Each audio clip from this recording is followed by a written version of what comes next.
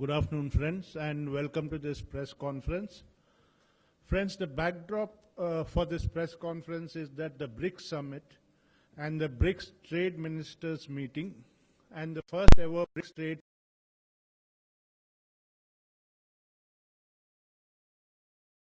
launched export-import data by the Minister is a significant initiative to reach out with analytical information in real time. We have with us the Honorable Minister for Commerce and Industry, Smt. Nirmala Sitharaman ji. She will tell us all about this and other measures to boost exports. I extend a warm welcome to you, Madam. I also welcome Secretary DIPP, Shri Ramesh Abhishek, Director General Foreign Trade, Shri Anup Vadhavan, Joint Secretary, Shri Damu Ravi. Friends, the Honorable Minister will first make her opening remarks, then we will take some questions. As usual, I request you to kindly follow the points of order, and a gentle request also to keep your mobiles on a switch off or silent mode. Over to the Honorable Minister. Thank you. I think Frank Ji has really set the backdrop with which we are holding this press conference today. Essentially, the Commerce and Industry Ministry has been undertaking a few initiatives, all of which have been periodically explained in smaller gatherings. But we thought it is important in the light of the BRICS Summit which is happening, prior to which BRICS Finance Ministers met in Goa, BRICS Trade Ministers met in Delhi, and as an initiative which has been received very well is to reach out to the BIMSTEC region during this BRICS conference by the Prime Minister. The BIMSTEC outreach is essentially widening the scope of India's economic reaching out to its neighbors.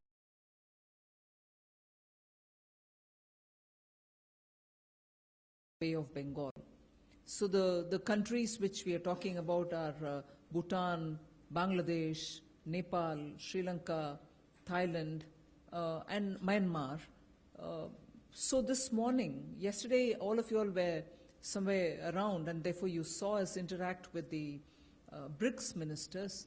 But today it has been a day in the morning where business-to-business contacts and the forum which was interacting was the platform for interaction for the BIMSTEC ministers was happening this morning. The business-to-business contacts were happening this morning. I attended their meeting too.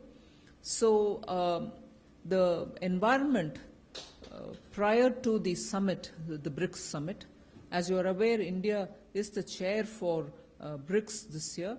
So when we are hosting it, the Prime Minister thought it fit to have the BIMSTEC outreach also done. So this has happened, and just before this, you had the export-import data. Is that all right now? Are you able to hear? The export-import data in the form of a dashboard, which we in the ministry feel happy that we were able to launch a very interactive and not just the data, but also with infographics and so on, a data which has come out. The dashboard is full of information on export and import. So the attempt by the Commerce Ministry is very clearly to reach out to such groups, and in the bilateral that I held yesterday with South Africa, the Minister for Trade who's come in, there is enough reason now to start reviving the SACU. The minister himself, South African minister himself, said that he'll be interested in having SACU revived, the South African Customs Union, where countries around South Africa themselves have a customs union among themselves, and with us working through the South Africa trade minister, we hope to have an access to the South African customs union markets as well. Similar was the sentiment which was expressed by the Brazilian minister. he was also very keen that the Mercosur has to be revived and we should take up issues as regards Mercosur.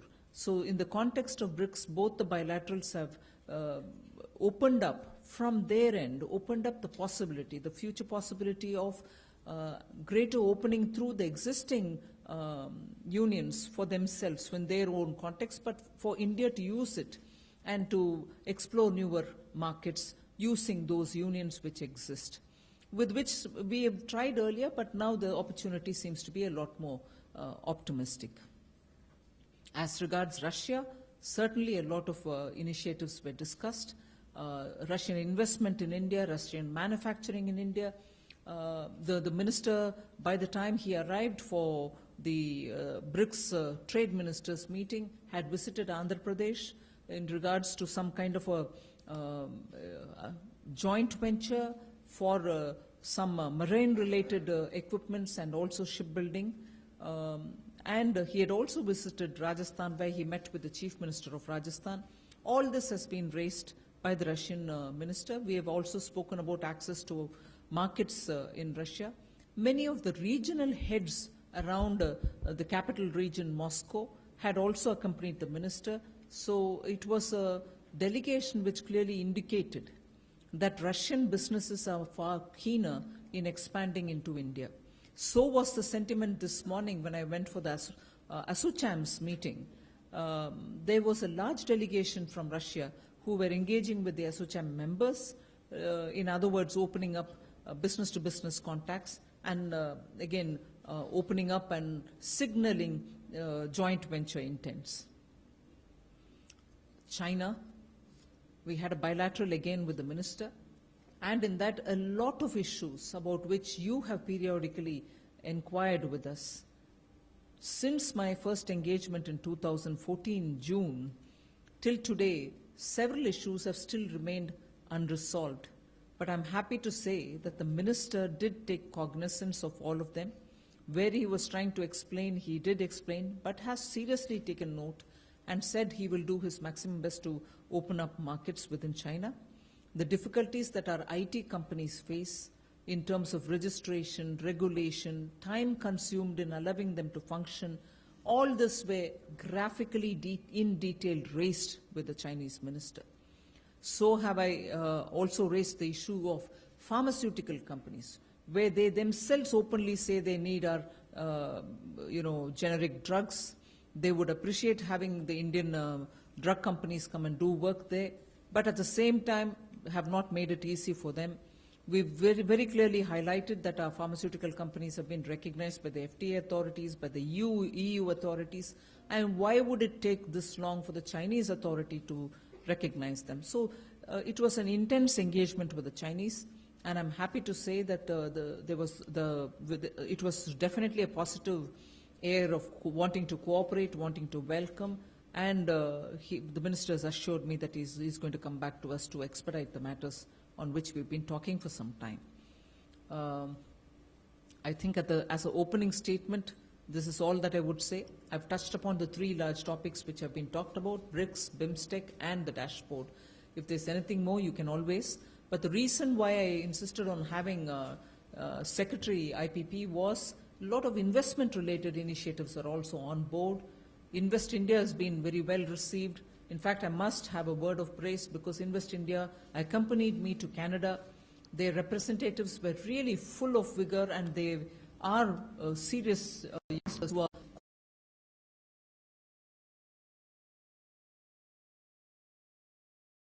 benefiting. In case we want some details on that too. Thank you. Thank you. Thank you, madam. Now we'll take some questions. Yeah, we'll start with Anu. या आप एक बार पूछ लीजिए। Delhi Mumbai industrial corridor में हमारे को 8 शहर नए बनाने हैं। अभी 4 शहरों पे काम चल रहा है। एक गुजरात में ढोलेरा है, महाराष्ट्र में औरंगाबाद, विक्रम उद्योगपुरी है मध्य प्रदेश में, और ग्रेटर नोएडा है उत्तर प्रदेश में। तो लगभग 8,000 करोड़ रुपए के प्रोजेक्ट्स हम लोगों ने सैंक्शन किए हैं ट्रंक इंफ्रास्ट्रक्चर के रूप में, और उसका काम चल रहा है।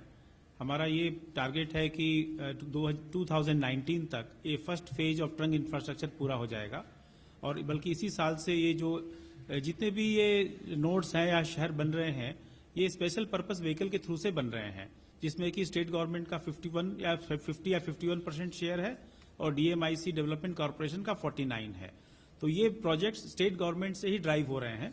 गवर्नमेंट ऑफ इंडिया इसमें अप टू 3000 करोड़ रुपीस देती है इक्विटी के रूप में। तो ये मॉडल है इसका।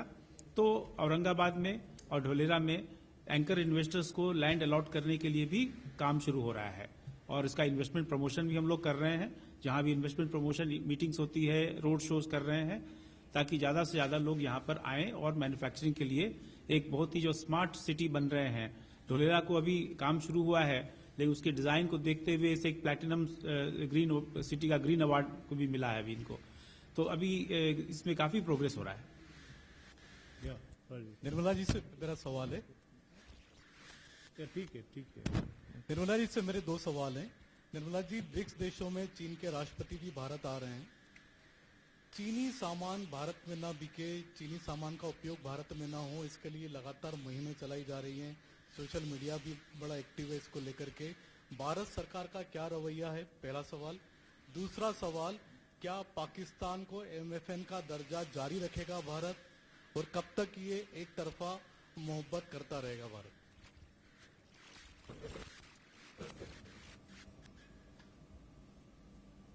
हिंदी और इंग्लिश मिक्स में जवाब दूंगी।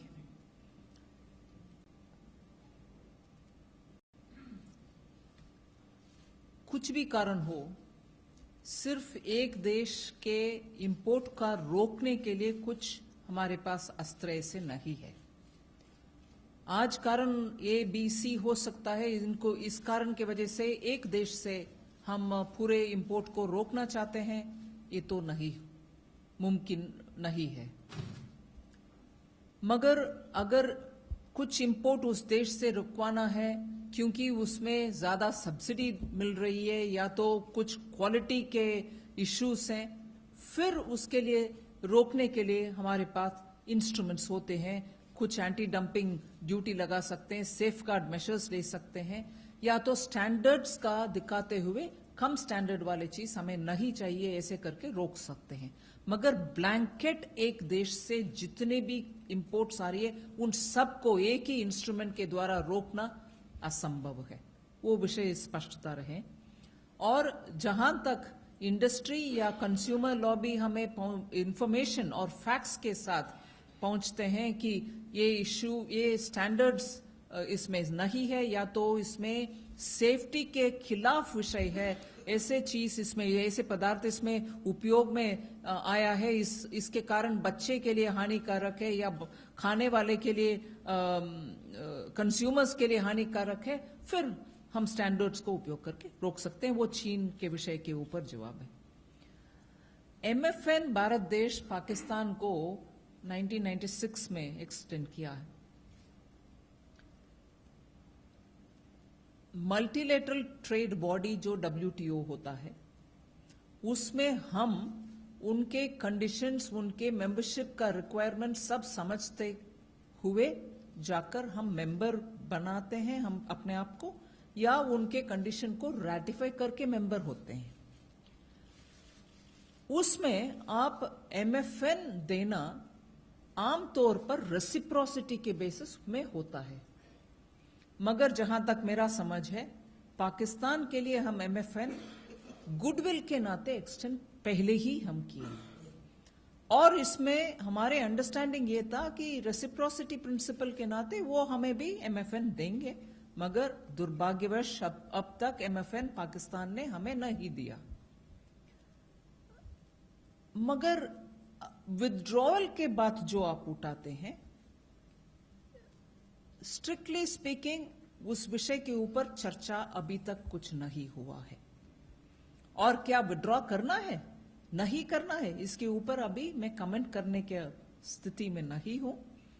और ये भी कह सकता हूं कि हम तो गुडविल के नाते दिए। आज के माहौल में बहुत सारे लोग हमसे ये बात पूछ रहे हैं कि क्या विड्रॉ करेंगे, मगर अभी इसके ऊपर कुछ मशक्कत नहीं हुई और मैं अभी इसके ऊपर टिप्पणी भी देने की स्थिति में नहीं हूं।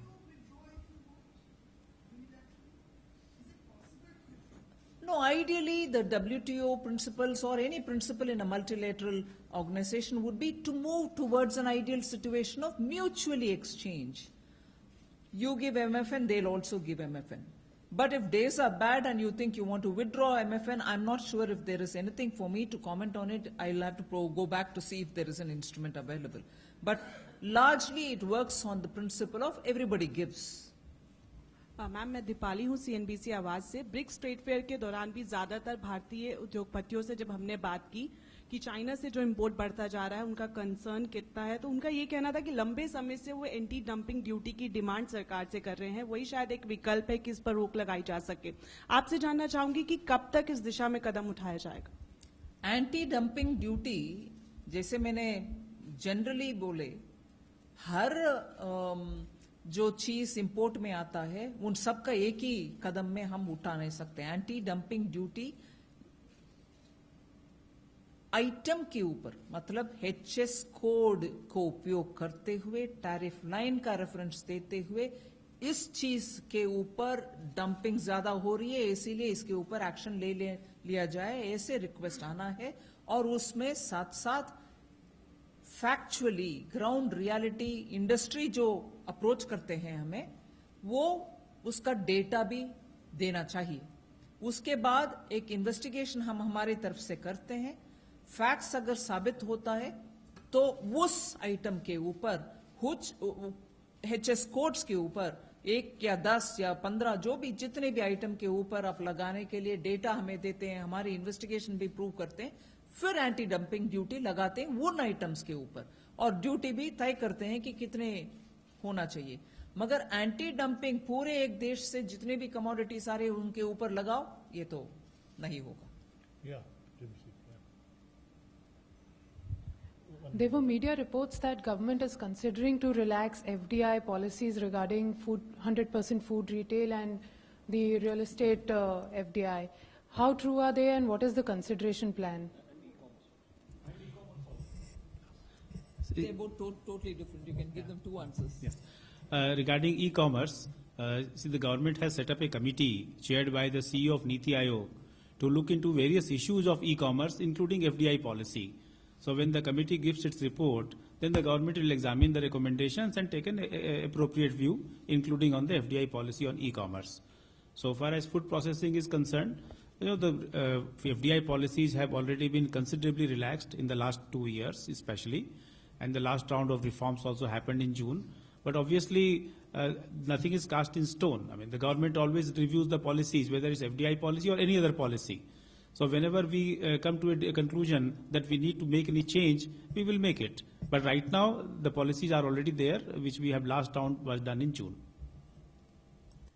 Ma'am, now better market access to us. When do we see that happening, and what kind of impact do you foresee on our burgeoning trade deficit with China? Sorry, what kind of impact do you see on our burgeoning trade deficit with China? That's right. I have not given, or the minister has not given me a timeline about when he is expected to come back to us. But my feeling this time after this interaction, and also I must say the minister's interaction has been very positive and constructive. My feeling this time is probably they will definitely come back to us sooner, and the impact will definitely be considerable, substantial and desirable, because we want our trade balance to be imbalance to be addressed.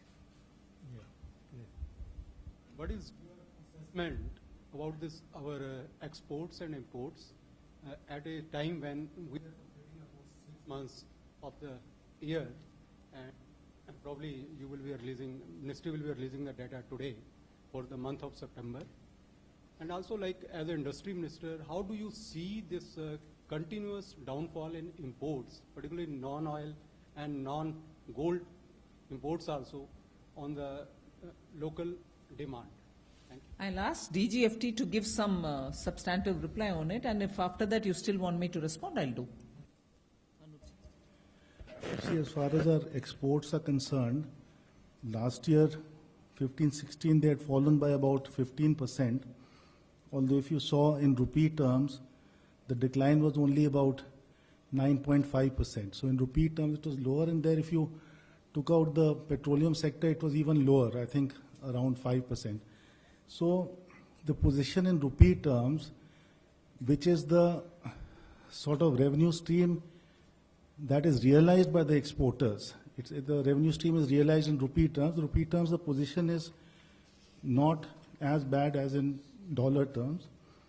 Now, even in financial year 16-17, this financial year, in dollar terms till August, there's a decline of 2.9% in exports, whereas in rupee terms, there is actually an increase of 1.82%. So rupee realizations of our exporters in this financial year, the rupee realizations have gone up by 1.82%.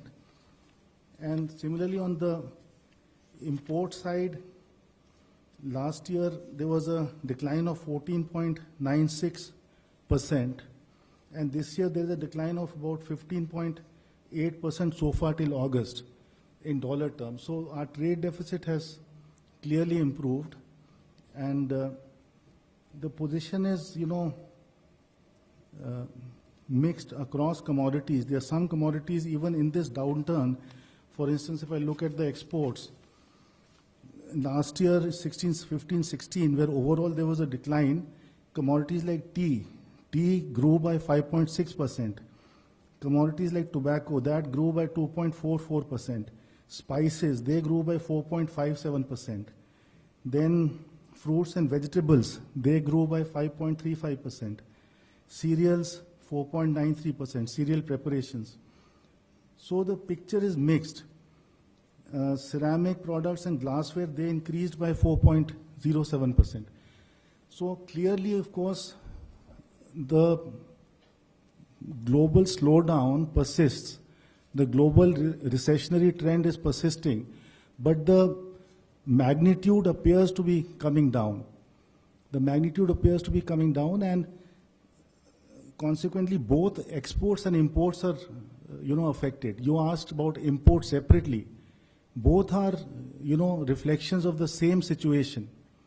Their reflections, our imports are someone else's exports, and our exports are someone else's imports.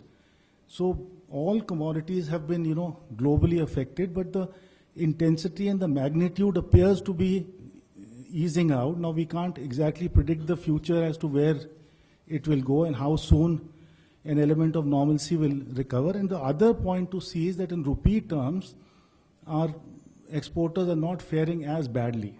Their rupee realizations are holding up. And in this financial year, the rupee realization is, positive.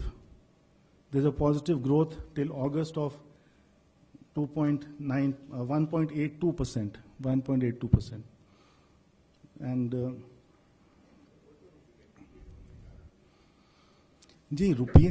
rupee depreciation is an equilibrium response. When a disequilibrium is created, then the value of the rupee is adjusting in the market to create equilibrium. So as far as the exporter is concerned, he is concerned with his realizations in rupee terms. Yeah. Ma'am, seeing the huge trade deficit with China, especially from China, Modi government had planned to promote import substitution, especially which is being imported from China, like the computer hardware, telecom hardware, set-up box. So what is the present status, and how far these measures have been able to curb the import bill from China? Well, as I said, we are engaging with China to see how the trade imbalance can be addressed. But on the question of what you call import substitution, Make in India is clearly an attempt to manufacture goods that we can manufacture in India, and if you manufacture in India, you're going to be able to not import those. So in a way, the emphasis to have India become a manufacturer is also intended in a large measure to see that we don't import things which we can otherwise produce. And that is one of the reasons Make in India is not just for making for us, but also making for us and for export. And that is one of the ways in which we want to cut down on imports. Yeah. Ma'am, my question is... Speak into the mic, please. My question is... My question is, this was the first BRICS trade fair. The BIMSTEC countries also participated. What was the response like? Can you just tell us how many companies participated from various delegations? Also, did the talk of a BRICS trade agreement came up during any bilaterals or during the trade ministers meet? So basically 2 questions. BRICS free trade. Yeah, BRICS free trade agreement. There was no particular, in fact, the talk of a free trade agreement, which has not yet happened, was more when we were with the BIMSTEC people. So the talk of a free trade agreement was more in the context of BIMSTEC rather than in BRICS. And in the BRICS, as I said, during the bilateral, South Africa spoke about reviving SACU, Brazil spoke about reviving Mercosur, and Russia was very keenly talking about, and I raised it also, talking about the Eurasian agreement on which we are working, the Chabahar North-South corridor. So with Russia, we spoke about that. And with China, the talk came on the RCEP. So by itself, for BRICS, FTA was not discussed. But BIMSTEC, sorry? Has it? Oh, I see. I didn't know about it. Possible. I am not aware of it. So, in other words, the answer for your question is, BIMSTEC, the talk was about reviving the FTA, which has been pending, which has been negotiated for a very long time. Whereas when I had the bilateral with the BRICS ministers, each had of their own, Mercosur for Brazil, SACU for South Africa, Eurasian FTA for Russia, and China, the talk was on the RCEP. Yeah. And about the trade fair, I'm not sure if Damuravi has the figures on how many people are participating and everything. Please, Joint Secretary Damuravi. Yeah, good afternoon to all of you. For the BRICS trade fair, the number of companies that as exhibitors participated were 400. About 200 from India and 200 from the BRICS countries, and about 25 from the BIMSTEC countries. We had about 1,000 entrepreneurs who had business-to-business meetings during this 3 days event. The emphasis was given for energy, cooperation, innovation, startups, agriculture, and infrastructure. And parallelly, the seminars were also woven around these themes during this 3 days event. It's the first ever trade fair, and there is interest to also replicate it in the other presidencies. Thank you. Yeah. I think that's all the questions.